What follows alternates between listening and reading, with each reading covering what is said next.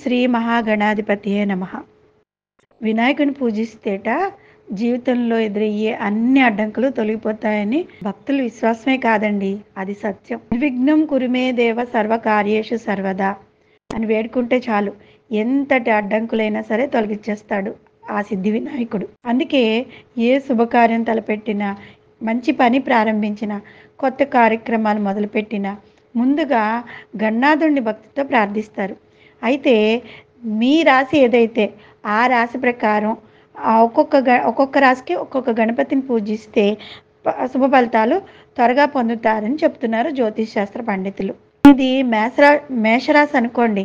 ఈ రాశి వారు ఇంట్లో ఎరుపు రంగుతో పెయింట్ చేసిన గణేశుడి విగ్రహాన్ని ఉంచి సింధూరం లేదంటే ఎర్రటి వస్త్రాలతో అలంకరించాలన్నమాట.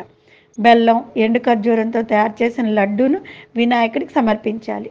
ఈ రాశివారి అధిపతి అంగారకుడు. అందుకే పూజా సమయంలో వీరు కూడా ఎరుపు రంగుల దుస్తులు ధరించాలి.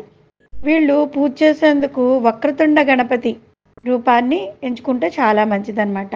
ఓం వక్రతుండాయ హం అనే మంత్రాన్ని పఠిస్తే ఫలితం త్వరగా లభిస్తుంది.